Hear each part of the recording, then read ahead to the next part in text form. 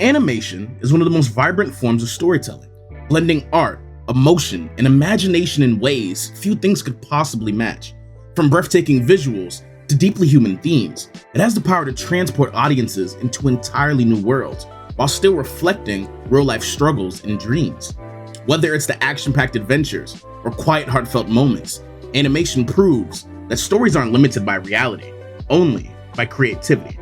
But if you told me a few years ago that Invincible, one of the most explosive, critically acclaimed anime debuts in recent memory, would end up being one of the most visually inconsistent shows at its peak popularity, I probably wouldn't have believed you.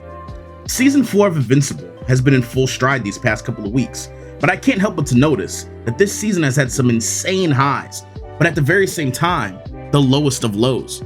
I watch an episode and feel confused at times. Although it was great, it somehow had some things that were very bad. Now I will be honest, I'm not a big stickler when it comes to animated shows. I don't always need the animation to be the greatest thing I have ever laid eyes on. As I understand, sometimes studios aren't working with big budgets, or they don't have the manpower to make it totally work on the animation side. They have to go all in on the script. And usually if that script is good enough, the success of the show could, and usually will, make the animation greater. As obviously, more money could mean bigger budgets and more manpower. But for some reason, Invincible feels like it's doing the opposite. Now, I am somebody who is in the belief that when it comes to American animated shows, Season 1 of Invincible is one of the greatest ever. After Season 1 that was critically acclaimed and massively loved by the audience, you would think that a great story like this would only improve, then that the animation would get better, and then the voice acting would get better. But they missed a vital spot, and that's the animation department. Invincible has a budget of $2.5 million per episode. I will repeat that again. Invincible has a budget of $2.5 million per episode. For comparison, The Simpsons costs $5 million per episode, and Family Guy is $2 million per episode. And those are some of the most popular shows ever. Although all three shows are different in styles, I want to use those numbers to drive home the popularity of Invincible. Because personally, if you ask me, it's fucking unacceptable for Invincible to look how it looks and to be that expensive. And I understand that the voice actors are getting paid a significant amount, and there's a whole list of other costs, and they truly do deserve it. And one shouldn't affect the other. But my nigga, come on. What the fuck are we looking at? It's just nasty to watch sometimes, especially because it's like the show isn't struggling at all. They are thriving, if anything. Like, let me show you a clip of a show that has a significantly lower amount in budget, but looks significantly better. Enter Jujutsu Kaisen.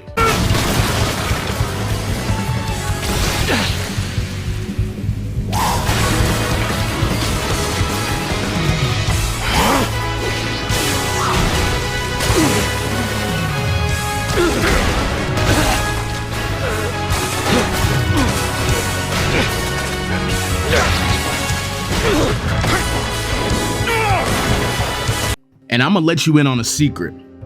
That is what $160K per episode gets you, big boss. It's ridiculous. And if you look at that and then look at Invincible, it's no way you go, oh yeah, my nigga, yeah, that's equal, my nigga, yeah, no, that's a good show right there, dog. Like, man, get out of here, man. And Invincible makes it hard for me to like talk bad about it because the story is truly fantastic. Like, I'm talking about that hot summer day, get some ice water to drink type of fantastic. But it's so very obviously lacking, and I don't know what the solution really is. I would never say to take funding from the voice actors, because they deserve what they deserve. But at the same time, the audience also deserves to have great animation, or even season 1 level animation. And that's really what makes it even more frustrating, because it's not like they can't do it. We've literally seen them do better. Season 1 didn't have this problem to this extent, so it's not some impossible standard that fans are holding them to. It's a standard they already set themselves. It feels super inconsistent in a way that really pulls you out of the experience, especially during some moments that are supposed to hit the hardest. And I think that's why it feels so confusing while watching it. You're going from moments that remind you exactly why you fell in love with the show in the first place, then straight into moments that make you question what's going on behind the scenes. It's like the show is fighting against itself. One half is delivering peak storytelling, and the other half is just barely holding it together visually. I love this show, and I feel just like with anything anybody loves, I want to see it be at its best. I truly do. And at the end of the day, it's not even about asking for perfection. It's just about asking for that consistency, especially when the resources are clearly there. Nobody's saying it needs to have the most polished animation ever made every single fucking frame. But when you're working with that kind of budget and this level of success, the drop-offs shouldn't be this noticeable. Because right now, it almost feels like the show is getting completely carried by how incredible the writing is. And while that's a testament to how strong the story still is, it shouldn't have to do all the heavy lifting quite like this. At the end of the day, Invincible is still an incredible show. There's just no denying that. The writing, the characters, the emotional weight, it's still all hitting at that elite level that most shows can't even touch. And honestly, that's probably the only reason this conversation even exists in the first place. If the story wasn't this good, people wouldn't give a fuck about the animation dipping in quality. But because it is that good, because it has proven how great it can be, the inconsistency stands out way more than it normally would. It's not about tearing the show down. No matter how much I spit on this mic, pause! It's about wanting it to fully live up to its own standard. Because right now, it feels like Invincible is operating at like 70 to 75% of what it could be overall. And when you're that close to greatness, those missing pieces start to matter a lot more. If they can find a way to bring that visual consistency up to match the level of the storytelling, then there's really no conversation left. It becomes one of those all-time animated shows. No debate.